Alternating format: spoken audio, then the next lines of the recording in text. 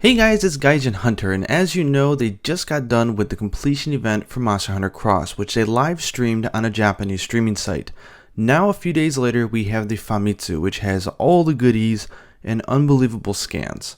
Now, I gotta admit, I'm gonna be doing this video on one take, so I apologize if I stumble over my words or at times sound incoherent. Anyways, this is the first 2 pages, and as you see, what they had in the new trailer was a feature of a new system in which they're calling special variants of certain monsters. So they're not really different species, they're actually the same species, but something about it is completely different. The way you hunt it, the thing it can do, and it's got a second nickname. In Japanese, they're calling them dual nickname monsters, so to say. Anyways, let's jump right in and read the details. Okay, going up here, of course, they're doing exactly what I'm doing on Twitter. So if you're not following me, I'm at AEvanko on Twitter. I'm doing a countdown until Monster Hunter Cross comes out. And for the Famitsu, they're counting at 16 days. So we're almost there, guys. Okay, so this whole first open spread is about for the Black Flame Lord Rathalos. So this is a, oh, here we go. We actually have they call it the Darkness Lord. Is kind of the English Romanized title that they're giving him. So let's go ahead and call him the Darkness Lord Rathalos because that's the title that they're giving it. But I mean, this scene is really cool. I love the new pattern on its wings here. So in the video, the gameplay, if you haven't seen it yet, this thing does tons of huge new breath attacks and is in the air almost the entire time. So it looks pretty nuts. Okay, so here they're just showing some screenshots of the awesome action. Yeah, so they're saying for this issue, they're going to be focusing on releasing information of the monsters with another name or another nickname, these special variant monsters. So the main characteristic of this Rathalos, of course, is the amount of flame attacks that it does. It has these huge area of attacks that it does. It even has a scene where it like spits out this little flame stone, and then it uses its huge wings to kind of like flap it and make it even hotter, and then it explodes in like this huge nova. It's pretty sweet. Okay. Yeah, so I'm not going to translate every little thing here because I imagine that would take too long, so I'm just going to go top line here. Okay. Now, another thing to note is although they are calling them here monsters with 2 names, they are referred to in Japanese as Tokushu Kotai, and this means special type of monster, like a variant. So this is a variant monster. This is very similar to, what Raging Brachydios would be for a Brachydios, but a little bit different. There seems to be some type of interesting gimmick with the story with these guys. So here we see some new pictures that they'll cover in pages coming up. So it just covers here that they are more powerful than the normal species. There's something about them, a part of their body or a form, a design, a color, or something that is different that makes it stand out and that has given it a second nickname. So these monsters do not appear in normal quests in the game. You actually need special permit quest passes to get on it. And they'll cover that on page 93, which we'll jump to. It also mentions that, of course, that they have a lot of different attack patterns that the normal monsters don't have as well. So for all intents and purposes, guys, this is like a brand new monster, which is pretty crazy. There's some really nice scans here. Okay, that's page 1 and 2. Let's go on to the next page. Okay, and this is page 3 and 4, and look at that render, my god. This is a new variant that they're just now announcing, which in Japanese calls it the Purple Poison Princess Rathian. And then in English, they're giving it a name called the Deadly Princess. So I'm going to go ahead and use that title and call it the Deadly Princess Rathian, since that's what they're using. So obviously, this one is definitely all about the poison. Like, look at this thing. That's just nuts. Okay, let's zoom in here closer and take a look.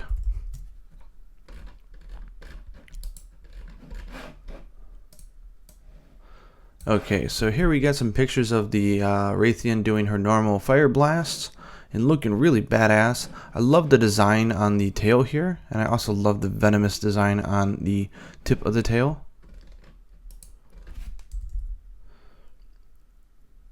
Okay, let's go zoom down here. Sorry, my mouse just stopped working.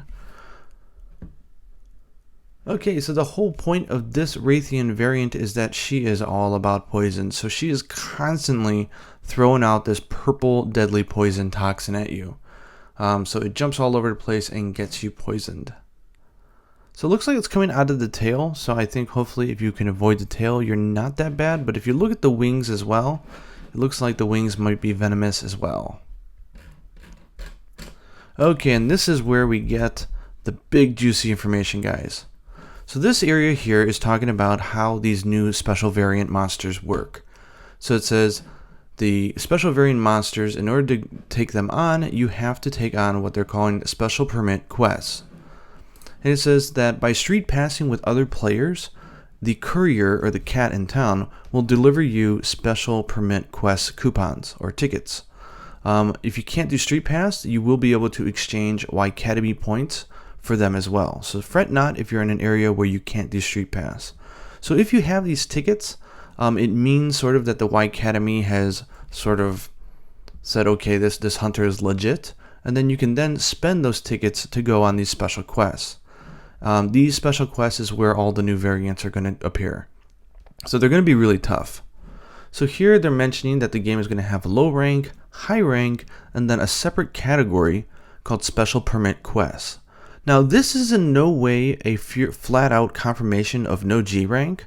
However, I will say that it is highly unlikely, in my opinion, that there will be a G rank in this game, purely for the fact of what we're about to read coming up. So we'll cover that. Then here on the right, we can see the quest counter. So they're talking about this person's going on what they're calling the Black Flame Lord Rathalos Request 1. So there is a number after it, denoting that there's going to be more than one. So this is probably the first time that you go and you hunt it. For this one in particular, it takes, if you notice, 3 tickets, not just one. Then here in the middle, they're mentioning that depending on the monster, the amount of tickets you need to spend in order to go on the quest is different. So you're definitely going to want to collect a lot of these things. So again, if you're in an area where you can't really do street pass, I would make sure that you don't blow your Whitegale points on anything. You're going to want to use them for this. Okay. Nothing much here to talk about. Okay, so the big thing about these monsters is they're saying that new variant monsters, from them you get materials that you can then make special new gear. They're saying that all the variant monsters are really powerful. However, they do net you materials to make their new type of variant gear. These gears look differently and have different abilities than the regular monster. They have a rarity called Rare Cross or Rare X. So it's definitely a new category. So again, this is another thing that makes me think that we don't have G rank. But we don't know how exactly powerful they are, but we do get a hint down here below. So here on the right, it mentions that one characteristic that exists on all the weapons for the variant monsters is that if you equip one of their weapons, it will charge your hunter art gauges faster. That is insane. It also mentions that, the armor gear generally has interesting and unique skills as well. So this here, they're going to be covering on another page. This is actually for a new variant, which I won't blow right here, but you can tell that it's Narga. And then they're talking about the what they're calling the Rafaga edge, which is kind of like the Gale edge. So for this weapon, it just says that if you equip this sword and shield, that your ability gauges will charge faster. So it is a little awkward that they're blowing the reveal for one of the variants earlier on, a few pages before they actually show it. But there is a new variant for Nargacuga, which we'll be getting to very soon. So this is kind of the gear that they're showing here, which is pretty cool. So now they're here in the Whitegale series. And then under here it says that they have special abilities. And here for the new Nargacuga, we see that at least the helm gives you 2 points and a new skill called Affinity Boost. Now I can only assume that the Affinity Boost may make a critical hit more powerful, because that would go pretty good with Narga weapons, which are generally high with Infinity, but we don't know. It also gives 2 points for evade distance up, which is nice. And then you notice here there's a grayed out skill, and it's called a Whitegale, which is the nickname for the new Nargacuga. Now the idea that we're assuming, again, we don't know for sure, but I think it's pretty safe to assume that once you have a full set, that it will activate this special skill here. That's my guess, but again, we don't know for sure, but I'm very interested to find out. Then down here, we just have some more information on the poisonous Rathian. So some really nice screenshots here. This is going to be a really fun one if you ask me. You're definitely going to want to have antidotes, or hopefully they'll have a armor skill that negates poison that you can use. Then down here, they always have interesting info, and they're talking about the conditions for taking on special permit quests. So they're saying that not only do you need to have the amount of quest tickets that is required to take the quest, but you also need a certain hunter rank. So this also tells me that as you rank up, let's say HR 5, 7, 10, 50, 100, who knows, it's going to unlock new monsters, which is really cool. So yeah, so they're even saying, like, these are quests only for hunters who have really trained hard and have hunted a lot. So I think this is going to be our end game system here, guys. Replacement for guild quests is what I'm assuming. Again, we don't know what this number is. This Black Rathalos request 1. So I'm kind of curious, like, after you clear it, does that unlock quest 2, then 3, then 4, then 5? Who knows, right? Anyways, it is incredibly interesting, and I can't wait to learn more. Let's go on to the next page. Okay, here we are on page 5 and 6, and look at these guys.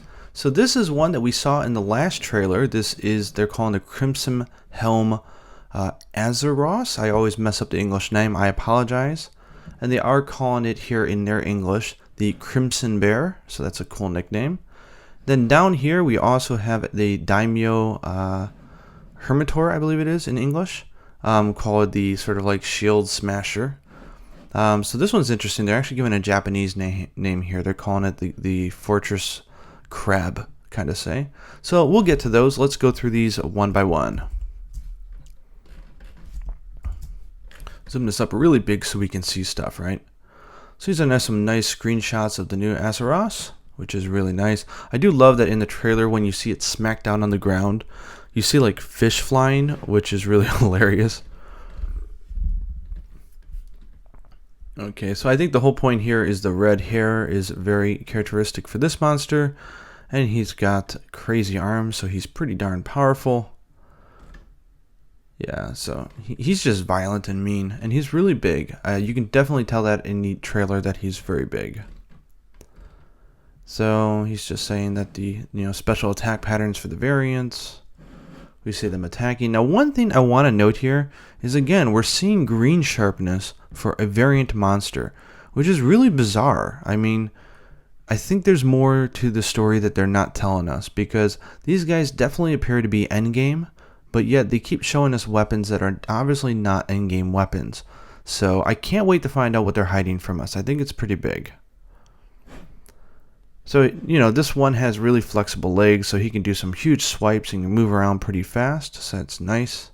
Then down here, they're talking about how the normal monsters, he turns into a really violent one.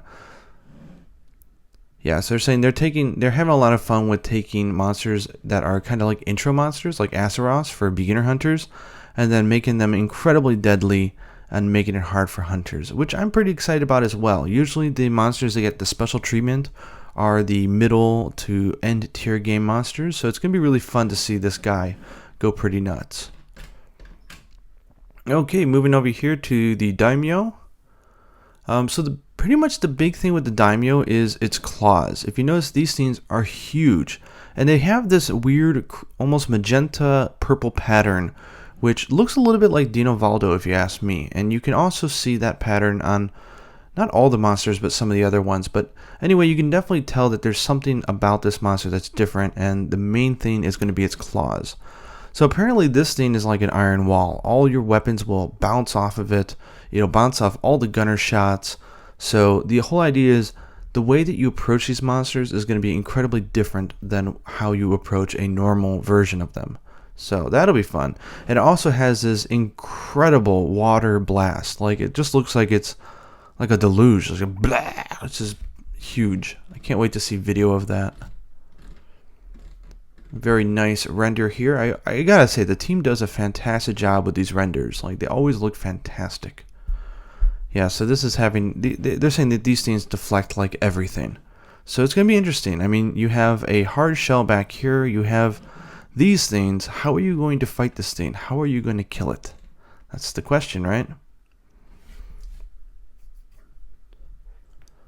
Yeah, so they're saying here that the Daimyo already has really tough, like physical toughness to start with. So because this is kind of a second one, they're taking that and they're making it even stronger. So being able to hit its weak point with incredible precision is going to be more important than ever. So, very cool. Let's go ahead and check out the next page. Okay, and here's the next two pages, and I know what you're all thinking. You want to go right over here, which is exactly what I want to do. Because Nargacuga, come on, man. But let's go ahead and check out Testucabra first, since he's over here on the left. And I will zoom in nice so we can see the screenshots. Okay, so for this Testucabra, it looks like it's taking the same characteristics that made the original version of it cool and just putting it on like steroids. They're calling it the kind of like the Boulder Crusher Testucabra. So it still does the same thing as the regular one, but it does it a lot more violently and a lot more bigger. And I just love the belly flops. Like, look at this thing. It's going berserk. And it looks really large as well. Okay, let's go down here and check this out. Make this a little bit bigger so we can check it out. Yeah, so it has an even more overdeveloped jaw here, which it uses to grab not only the earth and stuff, but it's saying that it can it's strong enough to even pierce like iron. So it definitely looks like it's going to be able to pull rocks up from just about anywhere and lug them at the player, and probably really heavy ones that hit you hard, I bet. So that should be really fun. That's a very nice render for him. Then let's go down here and see the points that they say around here.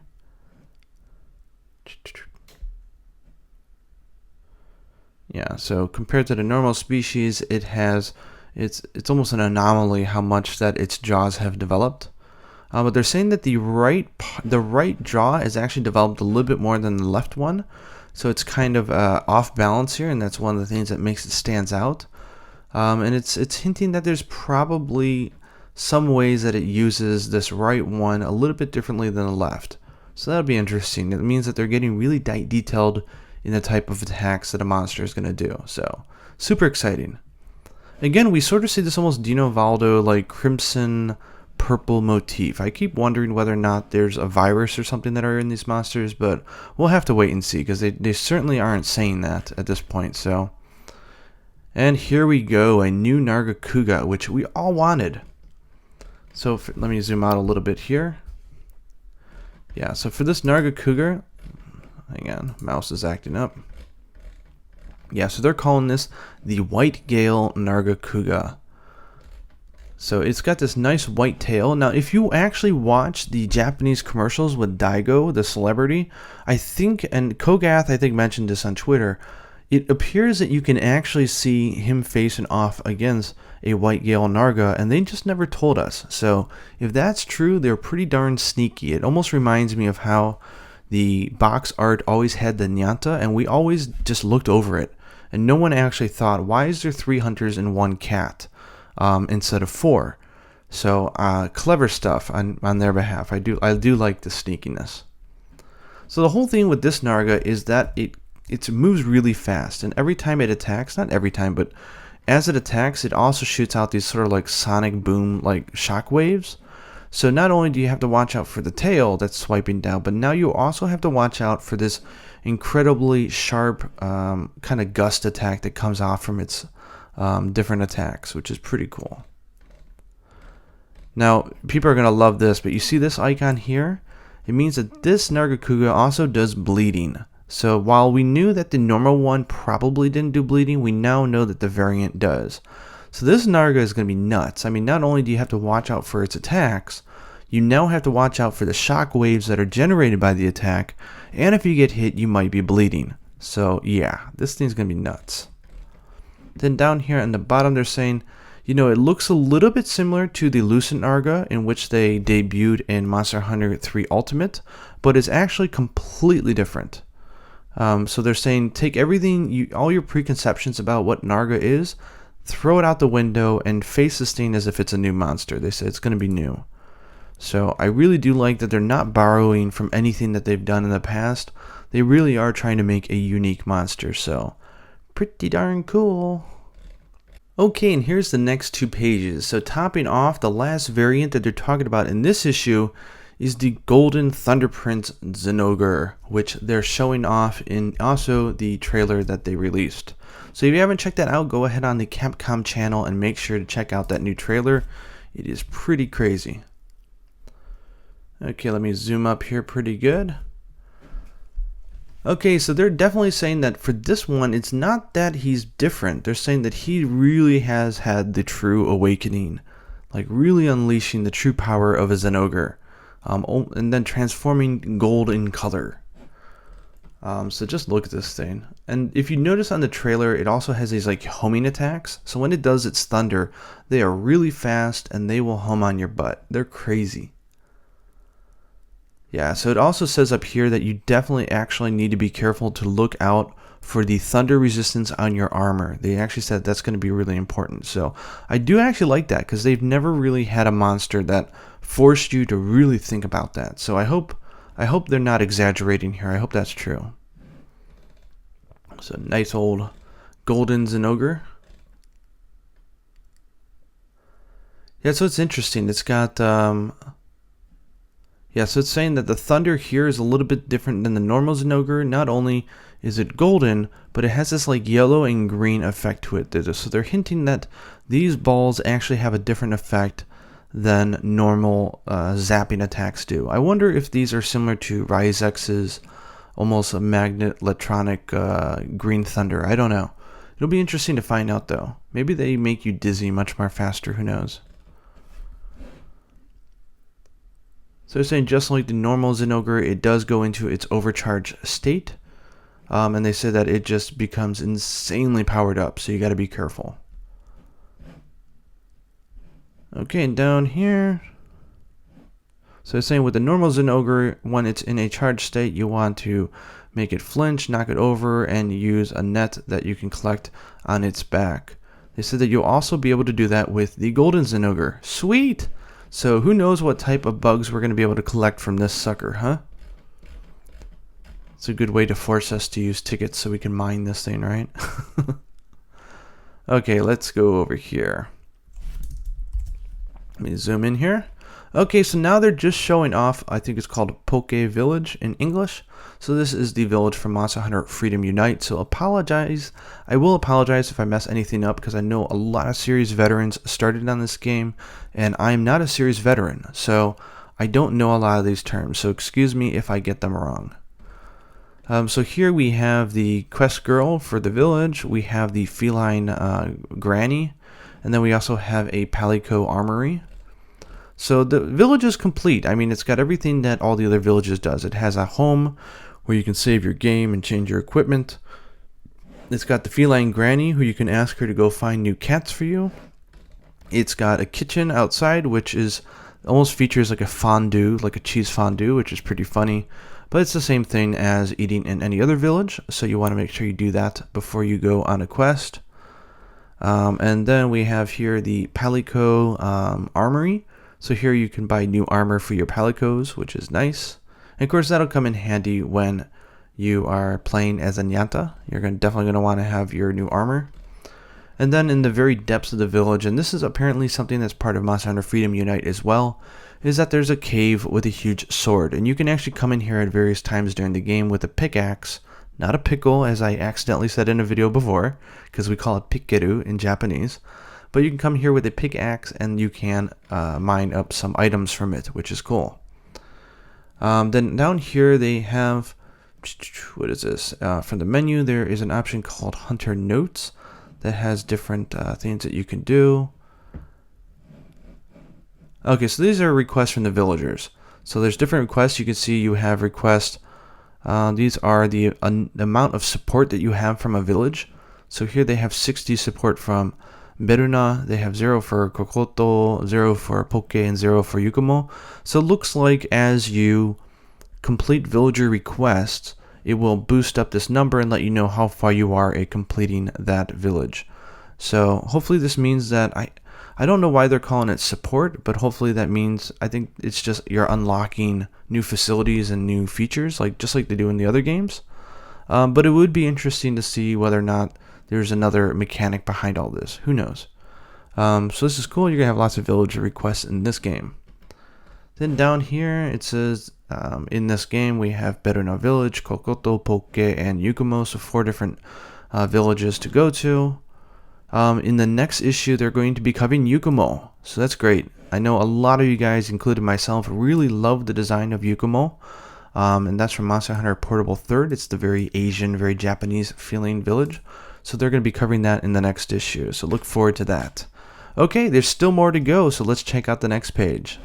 Okay, here we are in the final 2 pages of Famitsu. I apologize the video has been so long, but I just wanted to try a long, unedited, just me going through the issue with a little bit more talking and going through the details, because we're so close to release that I almost fear that we're not going to have many more of these Famitsu videos, because beyond like this in the next issue, we're just going to be playing the game and we're going to have tons of cool videos. So I wanted to sort of just relish this and kind of do it in a traditional sense.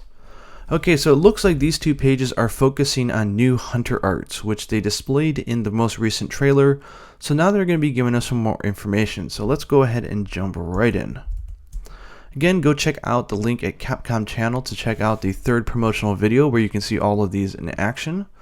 So here we go, showing off new hunter arts for the 14 weapons. Let's zoom this up even more. Okay, so this is the Great Sword. So this is the one where they're saying it's like the ground shockwave attack. So what the hunter does is they plant the Great Sword into the ground, and as they move forward, they sort of scrape it and then do an upward swipe, and that sends a shockwave at the monster. So this is actually like not a close distance attack. This is almost kind of like a mid distance attack, because it says that it does have a little bit of reach. Not a whole lot, but enough. So that's pretty cool. Then over here on the right, we have the longsword. This is almost like the Cherry Blossom Spirit Slash. So after your hunter does a back step, he does a nice forward slash that actually raises your spirit gauge by 1 level, and then follows up with a whole bunch of other, like almost like a gunner slice shot, where it does like a whole bunch of other slices afterwards. So that's pretty cool. Sword and Shield, as if it didn't need enough power in this game, because I think the Sword and Shield is pretty ridiculous already. It's called the Blade Dance. So if you watch this in the video, it's just a very concentrated combo that you do to one spot. So they're mentioning here that this is going to be great for breaking off parts, because you're staying in one spot and you just do a flurry of attacks. Then here for the dual blades, it's just like the Great Sword with the name. It says the Inner Beast, but this one is called Hungry Wolf. So what this does is, for a limited period of time, it increases the amount of hits that you do with your dual blades. So this is taking the major characteristics of that weapon and then just turning up the dial to the max. So I imagine put this thing on a paralysis weapon and it's going to be pretty fun. Okay, and down here we have the hammer. They call this the Typhoon Trigger. Weird. So you sort of spin horizontally over and over again and you hit the monster, and then at any time you can press the attack button to go and finish with a massive uppercut that they say has an incredibly high amount of stun damage. I actually prefer this over the downward one, which they've been showing, which is kind of like a few swings and then a downward slam. An upward uppercut I think might have a little bit more reach, especially for a monster like Brachydios. Then for the hunting horn, and this is going to send Diyoshi TV. If you guys follow him, you should. This is going to send him nuts. So what this does is it plays every single song that your horn has in one shot. But it only buffs the hunter. It doesn't buff the other players in the area or the room. Who cares, right? I mean, this is going to be pretty sweet. So this is what you saw them doing right before they teased the last online boss. The hunting horn was playing like a super song, and this is what it was. It's called the Orchestra Soul. And then for Lance, they have a thing called the Screw Thrust. So this is a massive charge attack. So the Lance charges backwards, charges up power, and then does a powerful forward thrust. But the thrust also has this like straightforward spiral like airwave that comes out of it because you hit so hard. And this actually gives it quite amount of distance is what they're talking about. So you can be this far away and still hit the monster dead on because it has this long reach. So that's pretty neat. Then down here for the gun lance, we have what they call the blast dash. So what your hunter does is they point the gun lance away from them, unleashes a huge blast that sends them flying forward towards the monster, and then you can then follow up that with a unique super downward slam. So they said that it's going to be really powerful. Then down here, this is really exciting, guys. It says that up until now we've shown off a bunch of different hunting arts that are both exclusive to the weapon and also ones that are available for all the weapons, but this is not even close. We're not done. So they've got a lot more to show, and as you progress in the game, these hunter arts will evolve as well. So that's pretty neat. Well, we kind of already knew that. They revealed that there's a level up system for the hunter arts, so nothing really new there, but still nice to hear. Then we have the switch axe. This is called the energy charge. So it looks like you just charge up energy into there, and what does it say? So after you activate it, it actually replenishes your slash gauge. Nice! And then it also transitions right into a kind of like slice attack with the sword mode. Oh, that is cool. Yeah, so you can do this even if it doesn't matter what mode you're in, and it doesn't matter whether or not you have your weapon sheathed or not. So if you know that, okay, I'm going to be using the sword mode, you can go ahead and activate this. Not only will it send you into sword mode, but it will also max out your gauge completely. That's pretty sweet. Then for the charge axe, it's called the healing phial or the healing bottle. So for a limited period of time, it actually adds a healing effect to the phials of your charge blade. So you're not able to use the normal phials that you have, like the KO phials or the elemental ones. But if you do a charged up round slash, it will actually heal your health and any hunters around you. So this looks very situational, but I do like the fact that instead of just nerfing the charge blade, which I feel they kind of need to do, instead of just making it less powerful, it looks like they're trying to make it a little bit more of a support weapon as well. Which, and if you look at it, is actually making the weapon even more versatile. So that's not a bad thing. I think that's pretty cool. Then down here we have a new spinning jumping attack for the insect glaive, which looked really cool in the video. Okay, so they're saying that what it does is you spin around with your kinsect and you slam downward, but they're saying if you do this while you also have the gathering of the bugs activated, it actually does huge damage. So this is almost like a combo. You want to activate that attack where you have the bugs surrounding you, and then if you do this one, it says that it's going to do massive damage. So interesting. Very situational, but interesting. Then we have the Trinity Raven. Interesting name. So this is for the bow. So it takes a very powerful shot and does it 3 times in a row. Since it attacks the same spot every single time, this is really good for a concentrated attack on a certain part of a monster. But it does have a huge gap, so you definitely have to make sure that you have an opening before you do it. But heck, if they're in a trap or something, like this is the way to go. Okay, down here we have the light bow gun. So this is saying load all ammo. What the hell? Let's see here. Yeah, so this is interesting. So I guess this is similar to the effect that you get if you, I hope I don't get the name wrong, but you remove the limiter, I think it is. So this will load every single amount of shot that you have for your bow gun. Yeah, so even if you switch your different shots here, you can still yeah, it's the same thing as removing the limiter, but that's pretty cool because if you have a weapon in which you haven't removed it, this gives you temporarily, I'm assuming, that ability at all as well. Actually, it may not be temporary because when you load it, they're all loaded, so it's probably lasts until this runs out. So this could be a very powerful skill to bring in. Then for the heavy bow gun, we have the Axle Shower. This is probably similar to the bow one that we saw. So it says after when you activate it for a limited period of time, it actually reduces the amount of recoil that you have, and makes it easy. It makes it a little bit faster to reload your weapon. Okay, Oh, it also increases your movement speed as well. So not only do you get less recoil, so probably recoil down +1, I'm guessing, faster reloads, and you move faster. Nice. Yeah, so it says like for a weapon like the heavy bowgun that's already slow to begin with, this is really nice of a skill to use. Then we have the Charisma Commander over here. He looks like he's out of a 1980s movie, like Karate Kid or something.